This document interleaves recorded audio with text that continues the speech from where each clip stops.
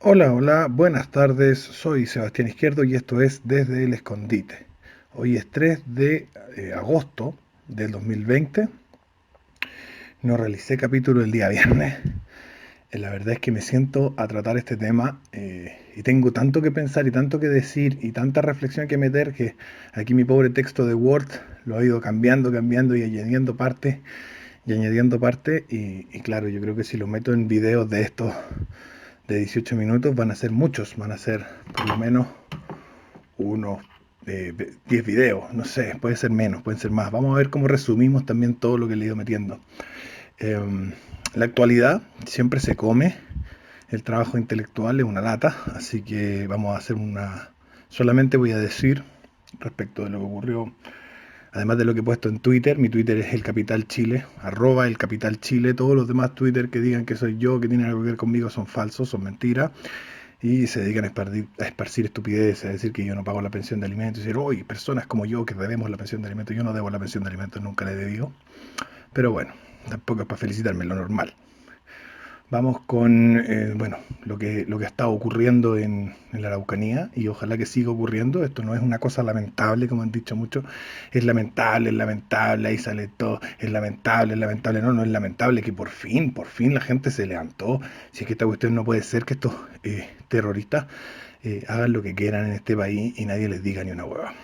Entonces, esto que está ocurriendo, en gran medida también hay gente de los nuestros que está participando en todo esto y bueno, tiene que seguir pasando en todo Chile. Cada vez que a los hueones se le ocurra subirse por el chorro, los antichilenos, se le ocurra subirse por el chorro y traten de montarse un espectáculo, hay que ir y sacarles pero la cresta. Y eso es lo que hay que hacer, no es una cosa que revista mayor análisis, no hay que pensarlo, ni discutirlo, ni conversarlo, ni nada. Los imbéciles se suben por el chorro, se ponen a hacer huevadas y le sacamos la cresta. Eso es lo que tiene que ocurrir, no solamente en la Araucanía, sino en todo Chile y no solamente este fin de semana, sino de hoy en adelante, para siempre, jamás. Bueno, habíamos quedado en la calle como vehículo de ley en sociedad y el lugar donde también se impone el miedo. Pero vamos a tratar un poco lo que son los tipos de poder y los tipos de miedo, ¿no es cierto? Y los distintos grados de formalidad que también tienen estos tipos de poder y estos tipos de miedo. Yo lo enumeré y se lo mostré a una persona, me dijo que estaba un poco confuso, pero los voy a tratar de, por lo tanto voy a tomarme un audio completo para explicar esto con pera y manzana de manera que no haya ninguna confusión, ¿vale? Bien, primero los tipos de miedo. Existe el miedo al rechazo, al ostracismo, a la pobreza, al desprecio sexual, a la violencia física desorganizada, es decir, a las funas, ¿no es cierto? Y a los matones. A la violencia física organizada, es decir, el Estado, ¿no es cierto? O alguna otra forma de organización violenta. Y el miedo a contraer enfermedades graves. Esos son los 7 miedos que yo listé. Puede que me falten, puede que me sobren, cosas suyas, ¿no es cierto? Y los puse en ese orden porque yo creo que también ese es el orden en el que las personas en general, ¿no es cierto?, a nivel agregado lo ven. Evidentemente habrán personas que van a tener los miedos desordenados respecto de mí, en otra forma, y van a haber tiempos en la historia en que esos miedos también van a tener tenido una forma distinta de organizarse. Bien, tenemos que el miedo al rechazo lo que va a generar es una imposición cultural específica. Es decir, no es una imposición cultural amplia, como pasa con el miedo al ostracismo, sino que tiene que ver con que no me rechace X persona, por lo tanto se me acomoda a la cultura de esa X persona, y eso no es amplio, es dado a un contexto social muy específico. Por ejemplo, si yo no quiero que me rechace la familia de mi polola, que son todos comunistas, entonces yo me voy a quedar callado y no voy a decir mis opiniones de derecha para que no me rechacen. Pero eso solamente se va a dar en el ámbito de la específico de la familia de mi polola. Y voy a ir en otros lados, no voy a tener ese miedo. Ese miedo o lo voy a tener en otros lados, pero no va a ser siempre. Entonces no es una imposición cultural amplia, sino una imposición cultural específica, a diferencia del miedo al ostracismo que impone, genera una imposición cultural amplia. ¿Por qué? Porque, por ejemplo, en Chile, hablar contra los perros. A mí me llevó harto enemigo. Alguna vez dije algo contra los perros que la cagada. Yo tengo sinofobia, 20% de la población lo tiene. Ese 20% de la población chilena tiene ese 20% que sufre de la sinofobia, es decir, fobia a los canes, a los perros, sino en griego. También de ahí viene la palabra cínico, que es el nombre de la escuela filosófica donde está Diógenes y había una mujer también, ahí se me olvidó el nombre de ella, etcétera, sino, perro. Entonces en Chile, por ejemplo, existe, ¿no es cierto?, una cultura generalizada de veneración y respeto extremo hacia la figura del can y hacia la figura de la madre. No tengo las mejores relaciones del mundo con mi mamá, y el expresar que no tengo buenas relaciones con mi madre también me ha llevado a tener serios problemas de ostracismo, es decir, situaciones en las que yo he expresado una opinión diferente de la mayoritaria respecto de los perros y respecto de las madres, me ha llevado, ¿no es cierto?, a una situación de ostracismo en esa situación. Y yo creo que cualquiera pueden hacer experimento social, pueden ir donde un grupo de chilenos X comunes y corrientes, cualquier muestra, y ponerse a decir, pucha, me cargan los perros, pum, odiado de inmediato. O me cargan esto me llevo mal con mi mamá, eres como el hoyo. ¿Cachai? Entonces, eso es una imposición cultural amplia, es decir, tú ya te das cuenta que tiene que ser esto en todo momento, en todo lugar, tienes que acomodarte porque si no te van a dejar absolutamente solo. Miedo al ostracismo, es decir, que te dejen fuera de la sociedad. Está el miedo a la pobreza, y el miedo a la pobreza contiene distintos tipos de imposiciones, ¿no es cierto? Hay una imposición cultural porque, por ejemplo, si vaya a la entrevista de trabajo sin colonia, ponte tú, eso es cultural. No tiene por qué uno ir con colonia en una entrevista de trabajo, no tiene ninguna relación con el desempeño laboral de uno, pero si hay sin colonia tenéis menos posibilidades de acceder al trabajo si hubiera ido sin colonia. De hecho, la misma imposición a trabajar, que no es una imposición que te hacen los demás, sino que es una imposición después impuesta por la realidad a todos los seres humanos, pues deviene, digamos, de el miedo al trabajo. Pero también se generan imposiciones conductuales y políticas.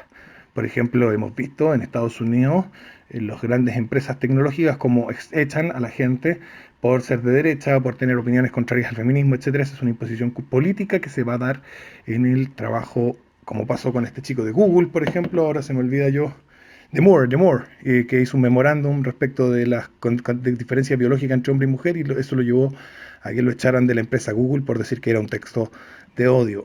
Él era un buen analista de sistemas, pero lo echaron nomás porque él había analizado, ¿no es cierto? Como estos nerds que son medio Asperger, ¿no es cierto? No entienden las mecánicas sociales. Hizo un análisis de los papers académicos y de los estudios científicos más relevantes y dijo, las mujeres y los hombres se diferencian en esto y esto y esto y esto y esto.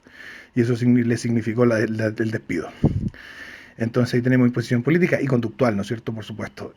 Hay una forma de portarse, digamos, para no ser pobre. Entonces, el miedo a la pobreza lleva a todo eso.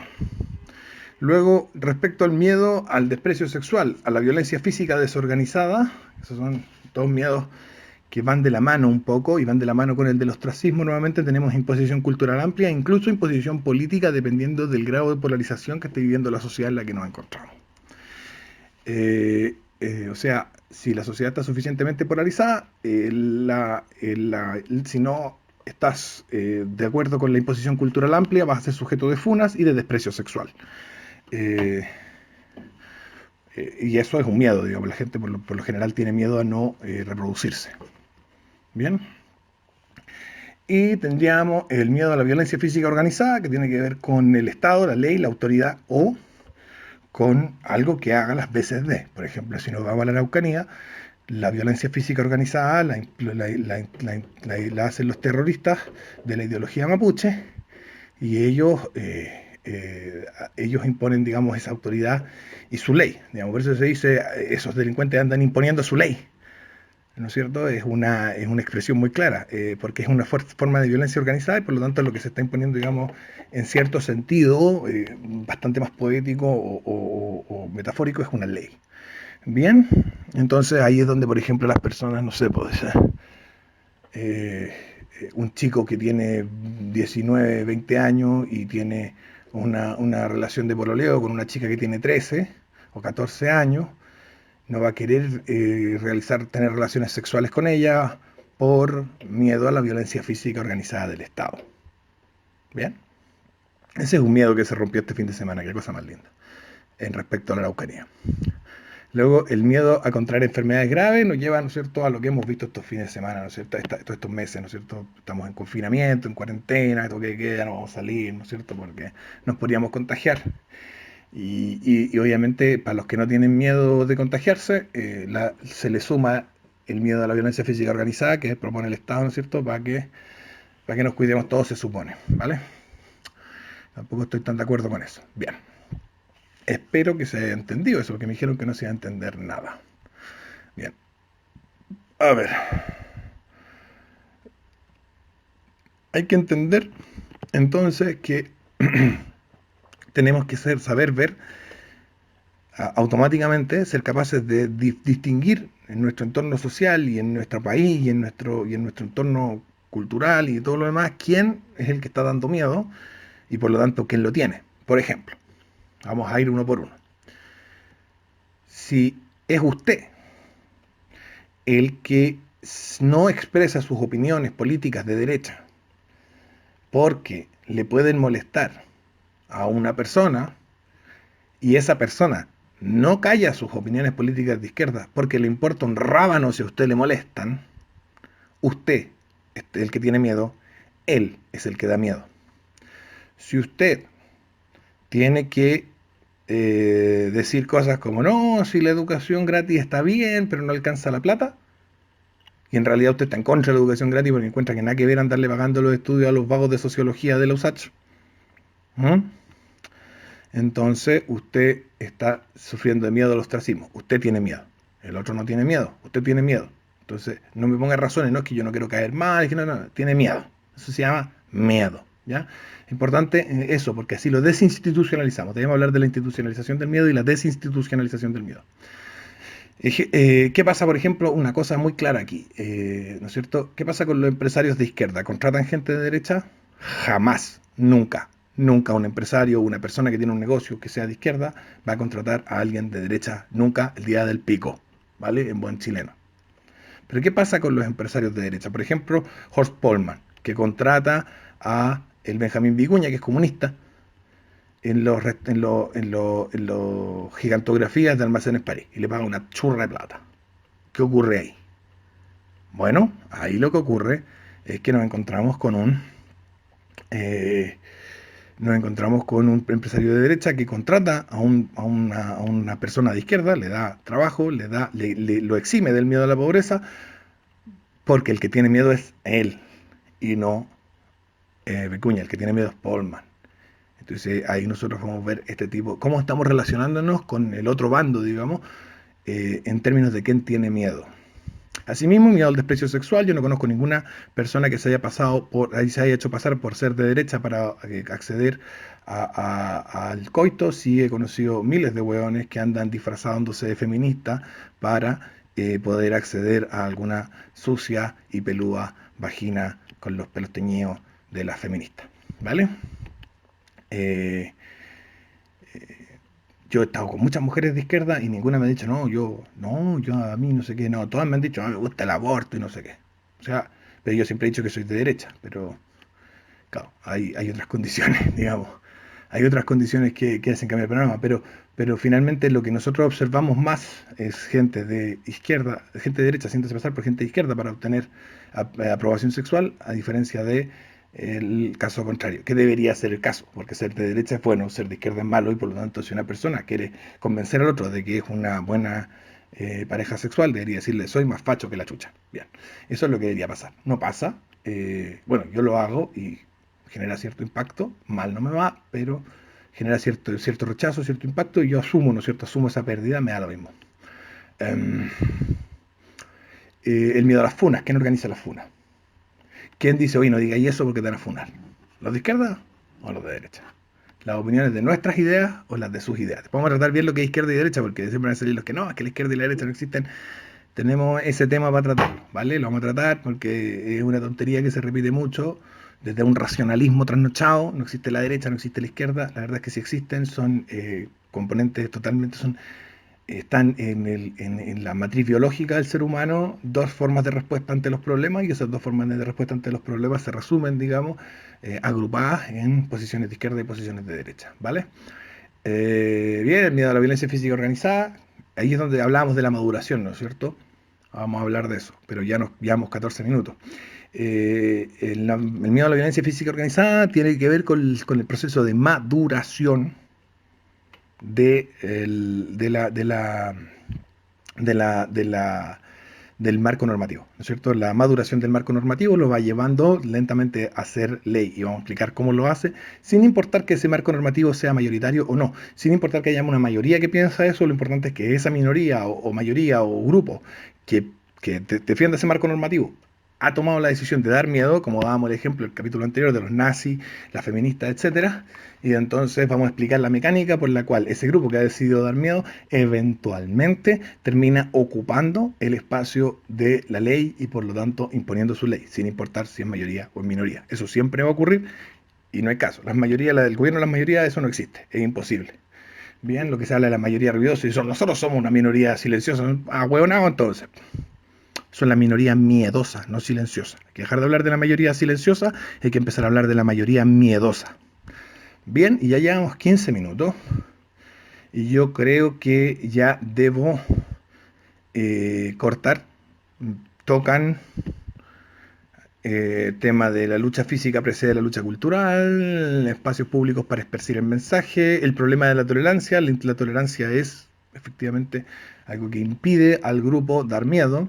El problema de la autoridad, el estado profundo y la maduración de las estrategias del miedo. Ahí vamos a tratar de la maduración y no es cierto cómo se va formalizando a través de su maduración esas estrategias del miedo que son efectivamente marcos normativos, porque todas las sociedades humanas han tenido marcos normativos basados en el miedo.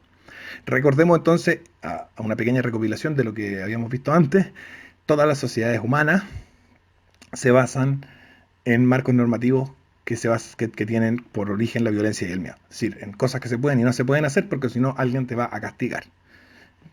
Ya sea con rechazo, ostracismo, pobreza, desprecio sexual, violencia física desorganizada, violencia física organizada, etcétera. La de los miedos contra enfermedades graves no debería contar en este análisis, pero no lo podía dejar fuera porque la gente me va a decir, igual la gente tiene miedo de enfermarse, entonces hay que ponerlo, ¿no es cierto? Bien, y habíamos hablado de que la modernidad, el espíritu de la modernidad tiene que ver con la eliminación de una constante histórica a través de la cual, de su eliminación, se consigue, ¿no es cierto?, un paraíso en la tierra. Y fue chistoso porque después soñé que estábamos con mi papá y con el chopper, no sé por qué, andábamos en unos fiordos en el sudeste asiático con una lancha así, rescatando a un imbécil, a un millonario imbécil que andaba preocupado de acabar con el hambre. Él quería acabar con el hambre, acabemos con la guerra, acabemos con el hambre, acabemos con la pobreza, huevá. No se puede eliminar lo que es parte de la naturaleza humana. Pobres siempre habrán entre vosotros, dijo Jesucristo. Y a mí me da risa que me reten ahí en los comentarios. Alguno dice, no puedo creer que haya alguien citando en la Biblia, bueno, el libro más leído y vendido de la historia de la humanidad. Así que nada más que decir, compadre. Vamos cerrando.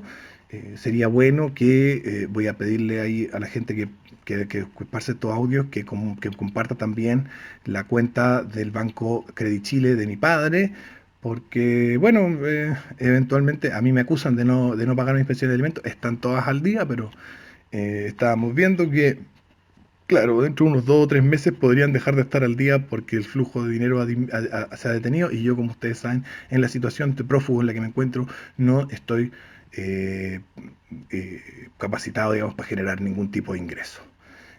Así que los dejo hasta acá y que tengan todos una excelente semana.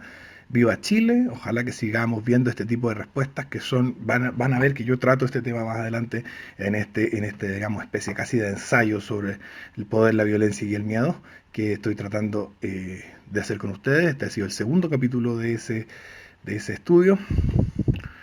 Y eso, que les vaya súper bien. La Vanguardia está haciendo cosas y eventualmente voy a poner en mi Twitter, el Twitter que les dije ya, todos los links de los match, perdón, de los flow, así se llama, del flow de la Vanguardia para que le depositen a los chiquillos de la Vanguardia. Esa plata no pasa por mí, pasa por los chiquillos de la Vanguardia que están efectivamente ya comenzando, ahora que se están acabando las cuarentenas en distintas comunas y en distintas partes del país, están comenzando a salir a realizar acciones. Ya se vieron algunas en la Araucanía, están publicados en mi Twitter los lienzos que pusieron, etcétera. Entonces voy a pedir ahí que se pongan el flow de la Vanguardia para que también la apoyen y que la pongan en el video que voy a poner ahora, en las descripciones, etcétera, en distintos lados, los que lo envíen por WhatsApp y los pongan en otras redes sociales. Ya llegamos a los 20 minutos, ¿ven? No alcanzo a decir ni una hueá en este rato, pero creo que avanzamos una página y me quedan como 10. Así que vamos a tener que ver cómo resumimos. Un abrazo. Chao, chao.